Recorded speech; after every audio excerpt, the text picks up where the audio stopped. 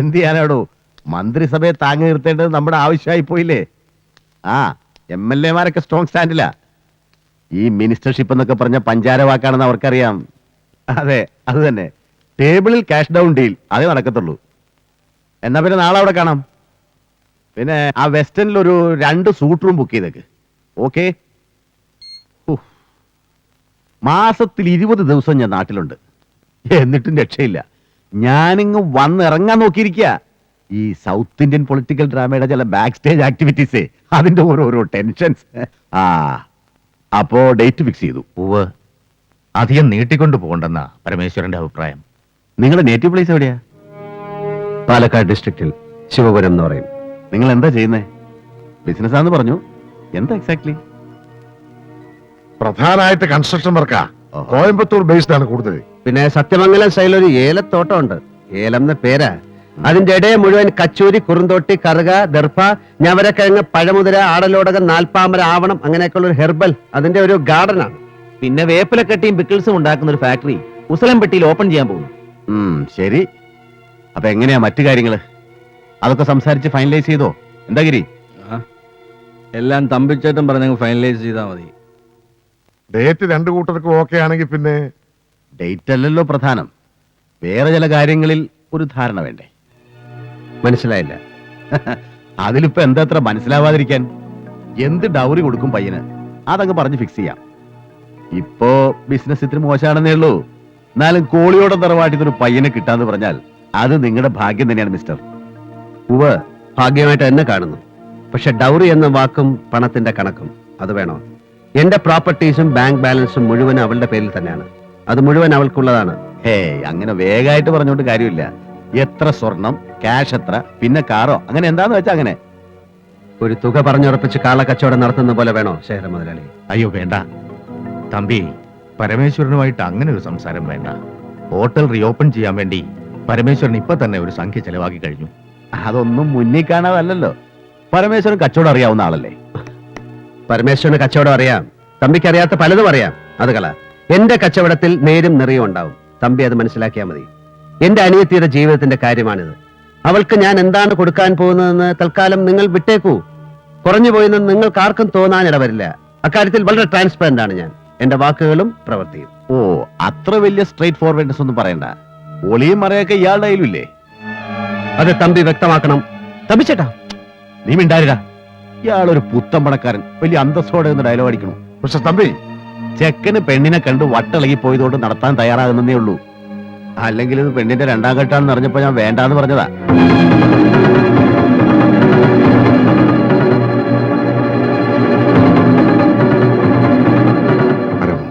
Please. 2ാം ഘട്ടോ?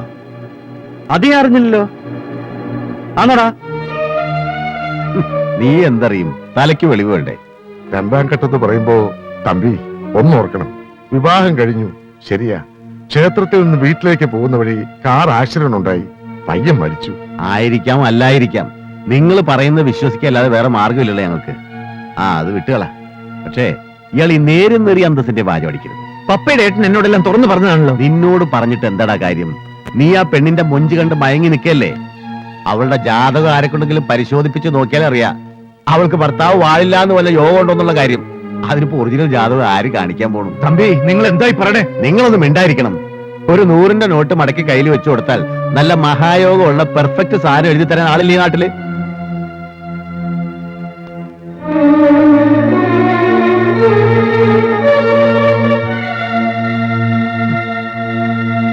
എരപ്പാളികളാണ് മുഴുവനും. പണം പരമന് nuts ആണ്, ജസ്റ്റ് നട്സ്. കോളിയോടന്മാരുടെ തലവഴി പണമിട്ട് ഞാൻ മൂടും. പക്ഷെ അന്തസ്സില്ലാത്ത വിട്ടുകളുടെ വീട്ടിലേക്ക് നിന്നെ പറഞ്ഞയക്കാന്ന് വെച്ചാൽ അതിൽ നല്ലത് പപ്പ അതങ്ങ് മറക്കുന്നത് തന്നെയാവുമെന്ന് തോന്നി. അതാ ഇറങ്ങിപ്പോന്നത്. എന്താ നിനക്ക് മറന്നൂടെ? മറക്കാം. ഏട്ടൻ പറഞ്ഞ എന്ത് മറക്കാം?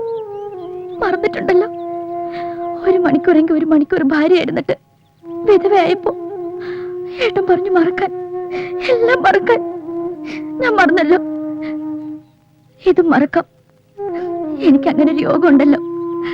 എന്തിനാ ഈ ജീവിതകാലം മുഴുവൻ ഇവിടെ കഴിയാലോ ഏട്ടന്റെ അനിയത്തിയായിട്ട്. എനിക്കതും സന്തോഷ.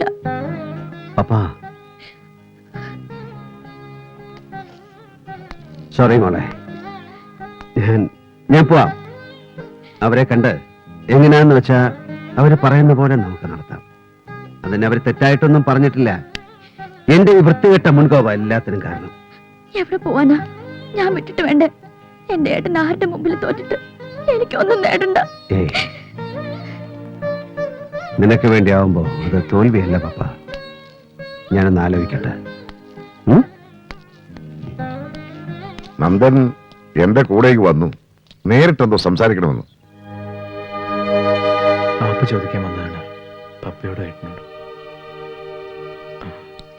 അവിടെ നടന്നതിനെല്ലാം പപ്പയുടെ ഏട്ടനോട് ക്ഷമിക്കണം. ആരിൽ നിന്നൊന്നും മറച്ചു വെക്കണ്ട. പപ്പയെക്കുറിച്ച് എനിക്കറിയാവുന്നതെല്ലാം അതുകൊണ്ട് ഞാൻ എല്ലാവരോടും പറഞ്ഞത്. നാളെ എന്തെങ്കിലും അറിഞ്ഞിട്ട് പപ്പയെ കുത്തി നോവിക്കാൻ ആരും ശ്രമിക്കരുതല്ലോ എന്ന് കരുതി. പക്ഷേ അവരതങ്ങനെ ചീപ്പായി പ്രസന്റ് ചെയ്യുന്ന ഞാൻ ഓർത്തില്ല. സോറി. നന്ദൻ, നിന്റെ അച്ഛനും മറ്റു ബന്ധുക്കളും മുഴുവൻ നിനക്കെതിരായി നിൽക്കുമ്പോ നിനക്ക് അവളുടെ കഴുത്തിൽ താലി കെട്ടാൻ കഴിയോ? എന്റെ അച്ഛൻ എന്നും ഞാൻ എന്ത് ചെയ്താലും എന്റെ കൂടെ ഉണ്ടാവും. അച്ഛൻ അനുഗ്രഹിക്കേ ഉള്ളൂ. ഗിരിയേട്ടനും ഭാര്യ ഒന്നും പ്രശ്നമല്ല. അംബിക ചേച്ചിയുടെ ഭർത്താവ് തമ്പിച്ചേട്ടൻ മാത്രമേ വെറുതെ എതിർപ്പുമായി വരുള്ളൂ. എനിക്ക് നിന്റെ സ്റ്റാൻഡ് മാത്രം അറിഞ്ഞാൽ മതി. തമ്പി അണ്ണനും എല്ലാം നിൽക്കേണ്ടടുത്ത് നിൽക്കും. അല്ലെങ്കിൽ നിർത്തിക്കാൻ അറിയാം പരമേശ്വരന്. എന്റെ പപ്പയുടെ ജീവിതം എന്ന് പറഞ്ഞാൽ അതെന്റെ പ്രാണനാണ്. അത് ഞാൻ നിന്നെ ഏൽപ്പിച്ചാ പിന്നെ അത് കാത്തു സൂക്ഷിക്കേണ്ടത് നിന്റെ കടമയാണ്. നിനക്കതിന് കഴിയുമോ ഇല്ലയോ? ഒരു ചോദ്യമേ ഉള്ളൂ എനിക്ക്. എന്നെ വിശ്വസിക്കാം.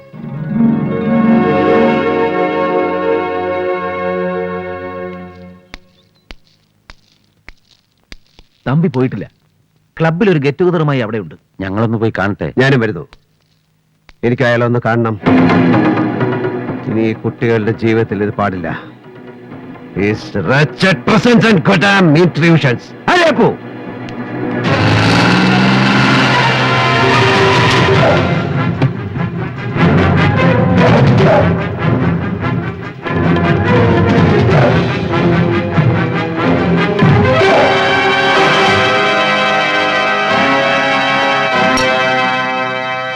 എന്താ പരമേശ്വരൻ മുതലാളി, ഒരുമാതിരി വെടികൊണ്ട പന്നിയെ പോലെ? പന്നിയെ മാത്രം വെടിവെച്ച് ശീലിച്ച നീ ഒരു വെടി പൊട്ടിച്ചു. നീ അറിഞ്ഞില്ല ഒരു സിംഹത്തിനാ അത് കൊണ്ടത്. കൊല്ലാൻ തക്കവണ്ണമുള്ള പവർ ഇല്ല അതിന്. ഒരുതരം വൃത്തികെട്ട ചൊറിച്ചിൽ. അതിന്റെ ഇറിറ്റേഷൻ മാറാൻ ഒരു നാടൻ ചികിത്സയുണ്ട്.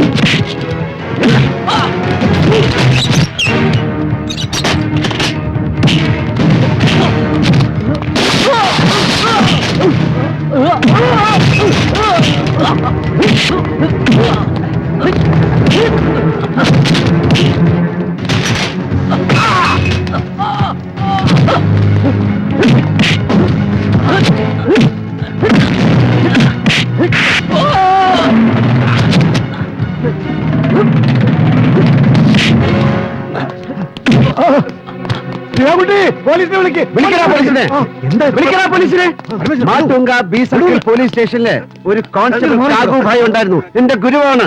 പുറത്തൊരു പാട് പോലും ഉണ്ടാക്കാതെ അകം ചതച്ചെടുക്കുന്ന വിദ്യ അവനെ എന്നെ പഠിപ്പിച്ച്. എങ്ങനെയുണ്ട് തമ്പി? പ്ലീസ്. ഇല്ല, കൊല്ലില്ല. എന്റെ കൈ കൊണ്ട് ചാവാനുള്ള ഒരു ക്ലാസ് നിനക്കില്ല. നീ ഒരു കാര്യം ശ്രദ്ധിച്ചു കേട്ടോ. ഞാൻ ആ പയ്യന് എന്റെ പെങ്ങളെ കെട്ടിച്ചു കൊടുക്കാൻ പോവുകയാണ്. കോളിയോടന്മാരുടെ എരപ്പാളിത്തരത്തിന്റെ മുഴുവൻ കഥകൾ അറിഞ്ഞുകൊണ്ട് തന്നെ. പക്ഷെ നീ എന്ന് പറയുന്ന പല തന്തയ്ക്ക് പിറന്നവൻ ഇനി ഈ ഭാഗത്ത് കാലുകുത്തരുത്.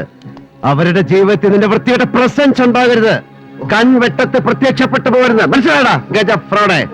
പാട്ടീൽ ജിയുടെയും നായിഡുജിയുടെ ഒക്കെ വീട്ടിലെ കക്കൂസിൽ സൗത്ത് ഇന്ത്യൻ പൊളിറ്റിക്സിലെ തോട്ടിപ്പണി ചെയ്ത് കഴിഞ്ഞോ? സാറേ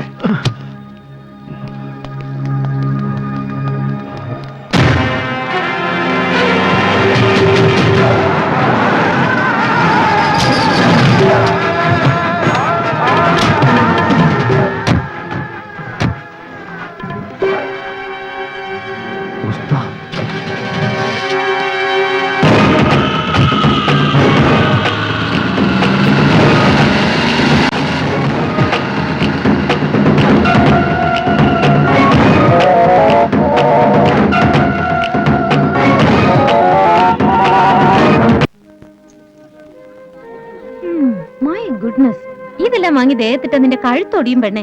ഷോ, ആര് പറഞ്ഞു എല്ലാം കൂടി വാങ്ങാൻ പോവാന്ന്? പുതിയ സെലക്ഷൻസ് വന്നിട്ടുണ്ടെങ്കിൽ അതിലൊന്നോ രണ്ടോ. എന്റെ അടുത്തുണ്ട് ഒരുപാട്. ഒരിടയ്ക്ക് ഏട്ടന് ഇത് തന്നെയായിരുന്നു ക്രേസ്. എവിടെ പോയിട്ട് വരുമ്പോഴും ഓർണമെന്റ്സ് കൊണ്ടുതരും. ടൈം എടി ടൈം. ഏതെങ്കിലും പെർട്ടിക്കുലർ ഡിസൈൻ ആണ് നോക്കുന്നെങ്കിൽ പറഞ്ഞാ മതി. ജോസേ, ഇത് ആരാ കസ്റ്റമർ എന്ന് അറിയോ? നമ്മുടെ പരമേശ്വര സാറിന്റെ സിസ്റ്ററാ. നീ എന്റെ മാനം കളയരുത്. മോള് വാ, ചില പുതിയ ഡിസൈൻസ് ഒക്കെ വന്നിട്ടുണ്ട്, ഞാൻ കാണിച്ചു. വാ, ദാ, ഇവിടെ ഉണ്ട്. ഇല്ലപ്പാ, ഇവിടെ എന്താ വേണ്ട എടുത്തു കൊടുക്കും. இல்ல தங்கச்சி கல்யாணம் வருது இல்லையா? ஆமா. என்ன மறந்துட்ட விஷயம்? இல்ல கண்டிப்பா வந்தா நான் அப்புறம் கூப்பிடுறேன். കുടിക്കാൻ എന്താ എടുക്കണ്ടേ? ഒന്നും വേണ്ട, ഇരിക്കേ. വേണ്ട, ഞാൻ നിന്നോളാം. ഉക്കാരടോ. ഇരുന്നാലും ആസനം ചെയറിൽ ഉറക്കില്ല. ഇത് ആരാ ഇരിക്കണേന്ന് എനിക്കല്ലേ അറിയൂ. അല്ല, യൂസഫ് ഷായുടെ വിവരമൊന്നും കിട്ടിയില്ല. ആ ഗോൾഡ് അത് ഇതുവരെ എത്തില്ലേ? ഞാൻ യൂസഫിന് ഫോൺ ചെയ്യാം. അവൻ ഏറ്റതല്ല, എത്താതിരിക്കില്ല. സർ, ബില്ല് റെഡിയാണ്. ഡിസ്കൗണ്ടോ? ആ ബില്ല് അവിടെ വെച്ചിട്ട് സാധനങ്ങൾ എടുത്ത് കാറി കയറ്റട കാട്ടുപോത്തെ. കുഞ്ഞിപ്പാലു, ബില്ല് കൊണ്ടുവരാൻ പറയും. അവനൊരു വിവരക്കേട് പറഞ്ഞാൽ സാറെ ക്ഷമിച്ചു കളാം. നിന്നെ ഞാൻ ഒന്നും. ഏട്ടാ പോവാം. പോകാം. ദേ, ഈ ക്ഷമയ്ക്ക് ഇവിടുന്ന് എന്തോ ഒന്ന് വേണമെന്ന്. എന്താ വേണ്ടേ? പറഞ്ഞു കൊടുക്കടി. എന്താ വേണ്ടത്? ഒരു വെഡിങ് റിംഗ് വാങ്ങി വിരലിലിട്ട് തരൂ. അതിനുള്ള സമയം വരട്ടെ. ഇപ്പൊ വേണമെങ്കിൽ അരിഞ്ഞാണത്തി തൂക്കിയിട 5-6 മണി വാങ്ങിച്ചേട്ടാ. നടക്കുമ്പോ ജിൽ ജിൽ ജിൽ ജിൽ കളിക്കണ. ആ അലിയാപ്പു, ശ്രീധരമേനൊക്കെ പുറത്തു വന്നിരിക്കുക. ഒന്നും ചാത്തേക്കരുത്. ഹലോ, യെസ് യെസ്, പിന്നെ മനസ്സിലായി. ഞാനേ പരമേശ്വരനോട് തിരിച്ച് അങ്ങോട്ട് വിളിക്കാൻ പറയാം. അതെ, നാളെ മോർണിംഗ് 11:30 മുഹൂർത്തം. ഓക്കെ ഓക്കെ, നേരത്തെ എത്തണം. മാറി നിക്കടാ. തുടരുത്. അല്ല, ഇതെന്തായി കാണിക്കണേ? ഇത് അകത്തെങ്ങാനും കൊണ്ട് വെക്ക് കുഞ്ഞിപ്പാലു. ഈ കൂൾ ഡ്രിങ്ക്സ് ഒക്കെ പിള്ളേർ ആരെങ്കിലും കൊടുത്തോളൂ. സ്വാമിയേ ശരണമയ്യപ്പ, ഇത് കൂൾ ഡ്രിങ്ക്സ് അല്ല, മറ്റവ മിക്സാ. നമ്മുടെ ഒരു ടീം പുറത്തിരിപ്പുണ്ട്. പിള്ളേരുടെ കയ്യിൽ കൊടുത്തയച്ചാ വല്ല ലേഡീസും വാങ്ങി തൊണ്ടക്കുള്ളിക്ക് ഇറക്കിയ പിന്നെ അത് ആകെ പുലിവാലാവും. ഒരെണ്ണം കീറണ? അയ്യോ ഇല്ല, പരമനെ കണ്ടോ? ഇല്ല, പുറത്ത് പലത് അന്വേഷിക്കുന്നുണ്ട്. ഒരെണ്ണം കീറണ? വേണ്ടെന്ന് പറഞ്ഞില്ലേ? വന്നേ, ഒരു മിനിറ്റ്. പറയേ ഒരെണ്ണം കീറണ? ഒറ്റ കീറ് വെച്ചതാണല്ലോ.